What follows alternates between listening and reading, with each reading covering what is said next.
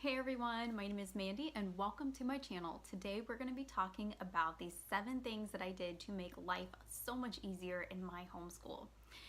Today's video is really special because it's a collaboration with my friend Jamie over at Simply Living It. I'm going to drop her link down in the description box. You are going to love her channel. She does everything homeschool on her channel just like I do, and she has such great advice for new homeschool parents and veteran homeschool parents. Go check her out. You will love her just as much as I do.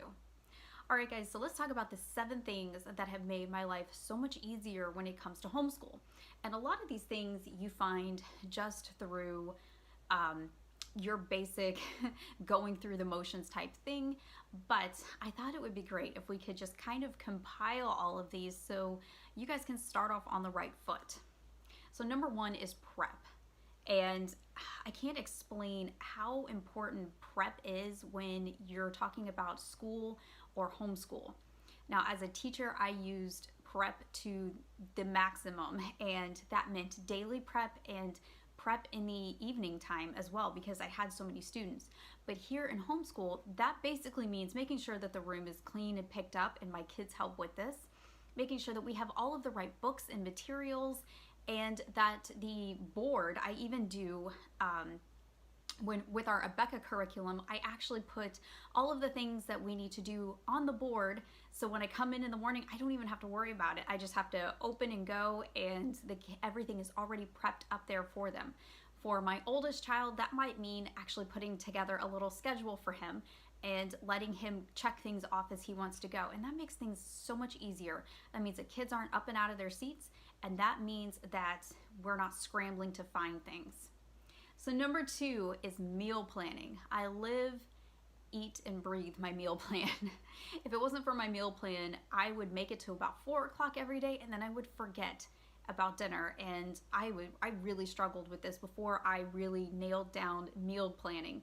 And now this keeps us healthy. This keeps us from spending unnecessary money on getting pizza and other fast food, but it also makes things easier because we don't hear constantly, "Mom, what's for dinner?" So I really suggest doing some kind of meal plan week by week. I only do 7 days at a time, and that seems to be a really good fit for us. Number 3 is getting rid of the schedules and replacing it with a routine. I am so bad when it comes to schedules, you guys. I cannot seem to even wake up at the same time every single day. I wake up around the same time, but that means I also have to work out and shower and get ready for my day. And my kids, they're making their breakfast and doing their thing as well.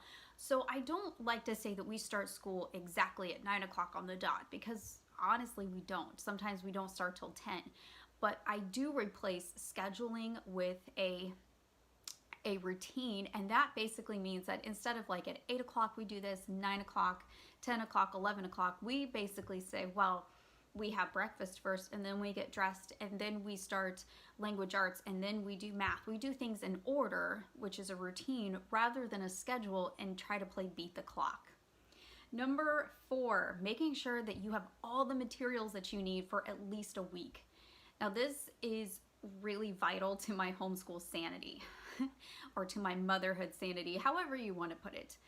I like to make sure that I have all of my materials for a certain amount of time inside of my homeschool room, because if I don't, then I have to scramble to find them, or we either have to nix it all together, whatever that project might be, or we might have to improvise, and both of those can cause a little bit of stress. So I just like to make sure that we have everything we need, and that means that I have to use my teacher manuals and plan out what's going on so I know ahead of time, and that also means I need to put together a list of things that I need from the store. So having those things done really helps, and one of the things that I do for this is Home Science Tools. They have a box of things that come to you, to your door, that you can buy for almost any science curriculum in the homeschool world, which is great. So like my son, he's doing the Apologia swimming creatures, and he got a box. We bought him the Swimming Creatures Home Science Tool Lab Kit, and everything that he needs for all the projects for the whole year are inside of that box, and we put it right in the closet. So I can just pull those things out. I already know I have it, and it's just really a lot of peace of mind for me. So number 5 is cutting the fluff. If you have not seen the 6 popular things that I don't do video, I will put a link up here for that for you guys. And I don't do the fluff stuff, guys. I have older boys and they're just kind of like, no, when it comes to, you know, morning basket or poetry tea time, those type of things, they have no interest in it. And I don't have time for things like that because I also work at home. So I have to really use my time wisely and use their time wisely. So we just don't do the fluff stuff. Now, if you do, then that's fine. If you guys like it, enjoy it, and it works for you, go for it. But for my family, it's not something that works, and I'm not going to force something that doesn't work onto my kids just so I can say that I did it to make myself feel better as a homeschool parent. It's not needed. We follow my father's world schedule. We do the book basket instead of a morning basket, and it's more independent, and the kids enjoy that, and it's just easier for all of us just to cut the fluff. And you can have a successful, efficient homeschool without all of the fluff stuff. As long as you have a good, solid curriculum and you're following it, you are not doing any disservice to your child.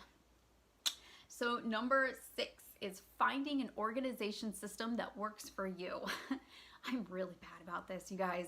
I'm a veteran homeschool teacher, and I can tell you, this year, I think I figured out what I'm doing, and I think it's actually working.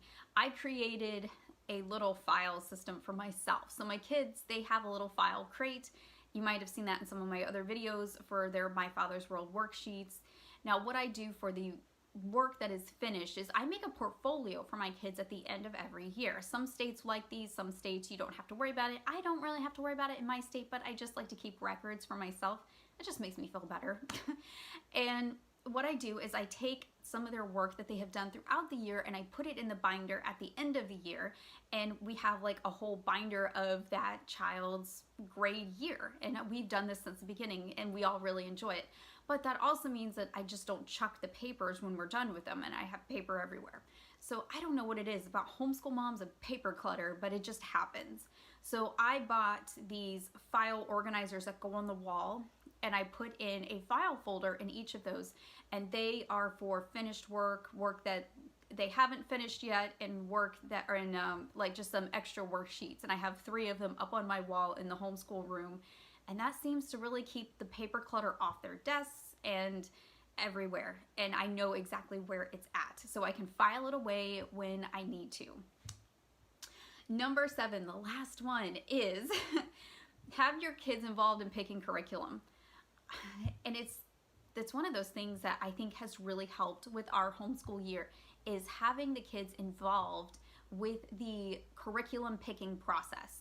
Because I have found, and this goes for all children, not just homeschool children, but kids who are involved in decision making, no matter how big or small, I have seen them flourish much more in whatever that might be if they're involved in it. And that goes for anything from household chores to cooking and cleaning. And I mean, for example, if your child is actually cooking with you with dinner and they are helping to create the recipes, you're gonna have an easier time getting that child to eat that meal, and it really helps curb picky eating. It's kind of the same thing with homeschool. So what I do is, if they have a choice in, like, say, their science curriculum, I will show them all of the ones that they can have, and then they will look through them on the online catalog, and then they'll make a decision with me as far as which one they want. We did this with almost every single aspect of our curriculum, and at this point I pretty much know exactly what they're going to pick every single year. Now, some years they won't have an option to pick, and that's okay. Hype it up with them. Tell them, hey, I'm thinking about doing this curriculum with you. What do you think? Do you like it? That was partially how we came to My Father's World, Exploring Countries and Cultures with my youngest. He saw how colorful and beautiful the curriculum was, and just how exciting, and the bright colors, and he just really loved it. And he hasn't done a geography unit yet, so this was such a natural way for him, and when he saw it, his mind was made up and there was no talking that child out of it. So we had a great time picking that curriculum, and I am 100% sold on this forever, and I think my kids are too. And just like math, they love teaching textbooks. They never want to get rid of it. All right, guys, that is all I have for you today in this video. I hope that you enjoyed it and picked up some good pointers for you and your kids. So I hope you have a great rest of your day and happy homeschooling. Bye, guys.